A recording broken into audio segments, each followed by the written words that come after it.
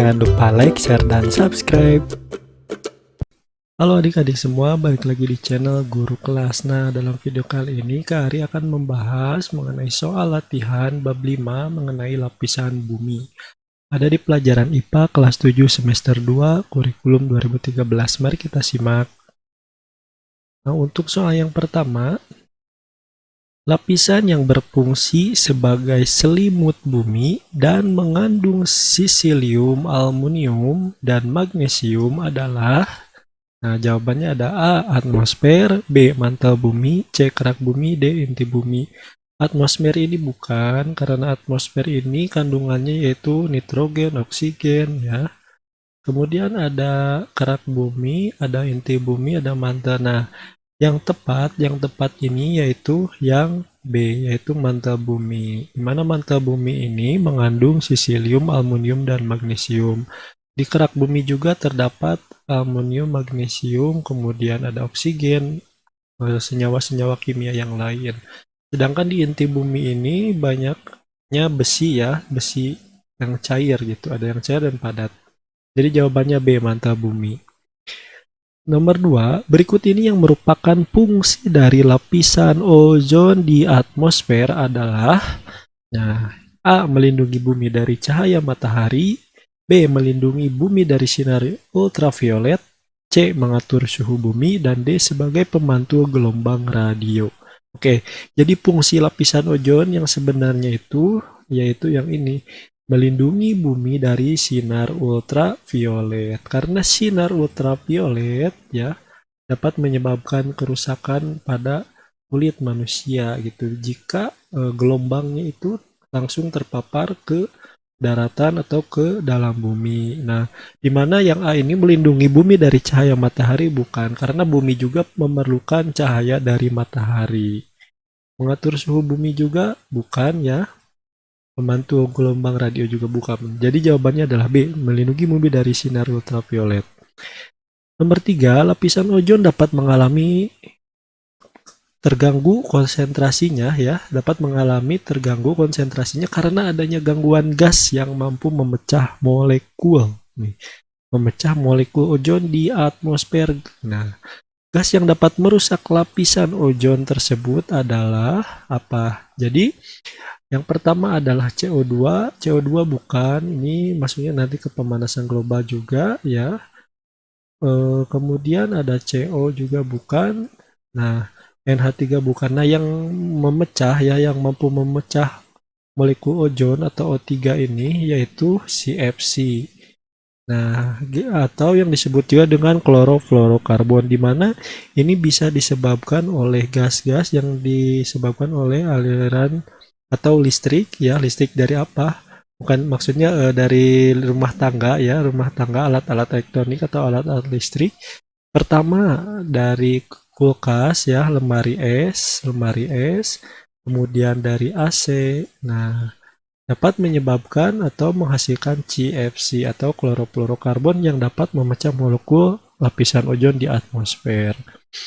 Lanjut ke nomor 4, lapisan ozon diperlukan untuk melindungi bumi dari radiasi sinar ultraviolet. Nah, lapisan ozon ini terdapat pada, nah, jadi untuk lapisan ozon ini terdapat pada stratosfer. Nah, di mana lapisan ini sangat banyak kandungan ozonnya, ya, di stratosfer ini.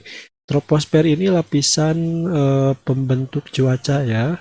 Mesosfer bukan, ya. Ini lapisan di tengah, kemudian termosfer ini lapisan yang berada di bawah eksosfer. Nah, jadi jawabannya adalah stratosfer. Lanjut ke nomor 5, perhatikan lapisan-lapisan pada atmosfer berikut. 1 eksosfer, 2 mesosfer, 3 troposfer, 4 stratosfer, dan 5 termosfer. Urutan lapisan atmosfer, ya, dari yang paling dekat dengan bumi adalah, oke, kita cari, jangan lihat ke sini dulu, ya. Kita lihat di sini ada eksosfer, mesosfer, troposfer, stratosfer, dan termosfer. Jadi yang paling dekat di bumi ini dalam pembentukan cuaca itu adalah lapisan troposfer, ya. Jadi 3. Kemudian lanjut ke lapisan stratosfer 4. Kemudian lapisan tengahnya yaitu mesosfer. Kemudian lapisan termosfer 5. Kemudian lapisan paling luar atau disebut dengan eksosfer. Nah, ini jawabannya 3, 4, 2, 5, 1. Kita cari. Ini ada 3, 4, 2, 1, 5, bukan 3, 4, 2, 5, 1. Jadi jawaban yang benar adalah C. Lanjut ke nomor 6, lapisan kulit bumi yang terdiri atas batuan beku granit di bagian atasnya dan batuan beku basal pada bagian bawahnya adalah, oke, jadi yang ini, lapisan ini ya disebut dengan apa? Nah, lapisan kulit bumi ini disebut dengan lapisan sia atau silisium aluminium ya, dimana nantinya bisa dibagi dua menjadi kerak benua dan kerak samudra. Nah, jawabannya adalah D. Lanjut ke nomor 7, lapisan atmosfer bumi merupakan campuran dari berbagai gas ya. Unsur yang paling banyak terdapat pada atmosfer adalah A. nitrogen, B. oksigen, C. hidrogen, atau D. karbon dioksida. Oke, jadi unsur gas yang paling banyak pada atmosfer itu yaitu kita baca gas dalam jumlah besar. Nah, di atmosfer itu ada yang terdiri dari 78,08%, hampir 80%, yaitu adalah gas nitrogen. Disusul dengan oksigen 20%, kemudian argon, kemudian karbon dioksida. Nah, jadi jawaban yang tepat ya, yang paling banyak itu yaitu yang A, yaitu gas nitrogen.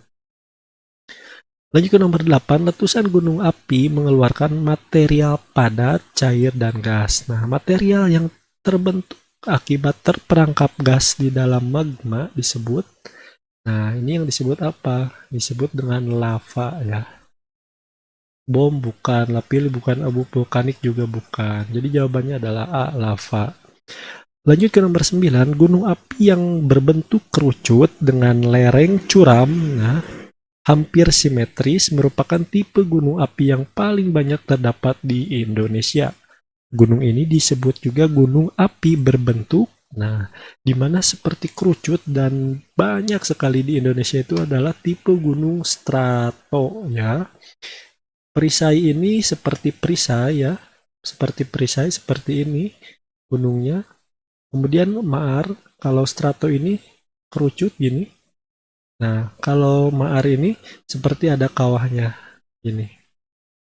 Nah, seperti ini. Jadi jawabannya yang banyak di Indonesia dengan lereng curam, ini curam ya, lerengnya curam.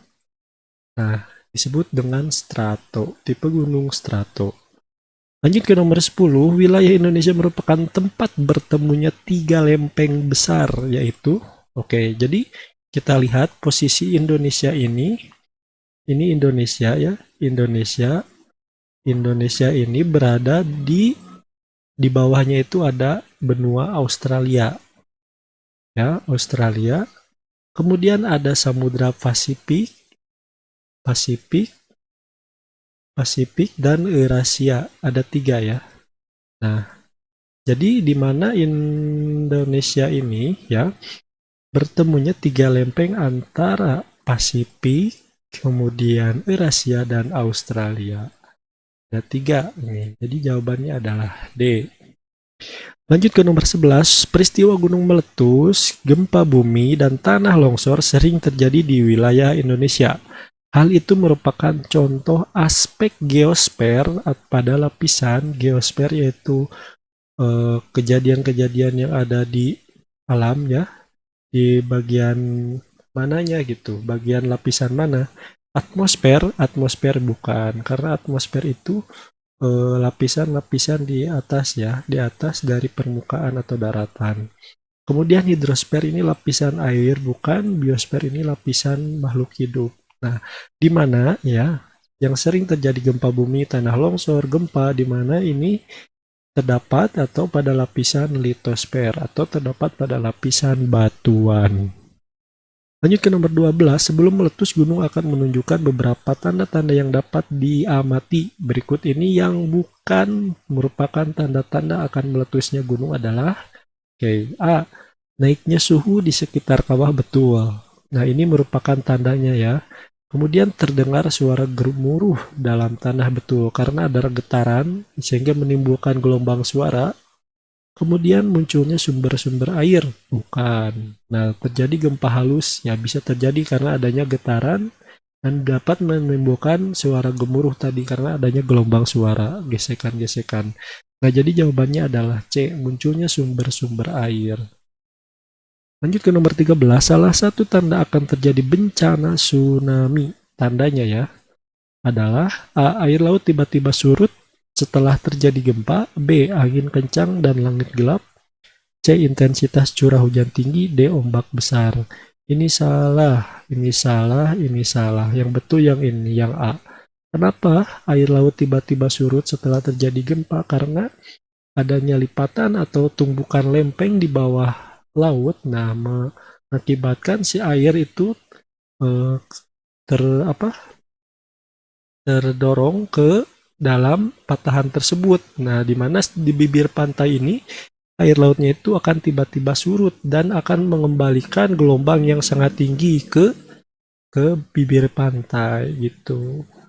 Lanjut ke nomor 14, erosi didefinisikan sebagai proses pengikisan bagian tertentu di muka bumi. Oke.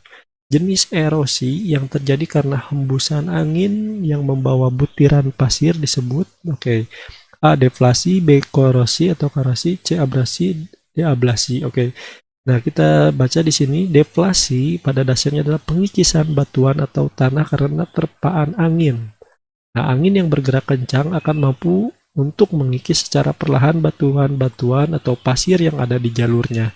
Nah, jadi sesuai dengan soal ini bahwa yang proses pengikisan batu ini terjadi karena hembusan angin ini atau butiran yang membawa butiran pasir disebut dengan deflasi. Nah, di mana abrasi ini erosi disebabkan oleh angin yang membawa material padat, ya. Kemudian ablasi fenomena pengikisan tanah atau batuan oleh pergerakan air itu. Lanjut ke nomor 15.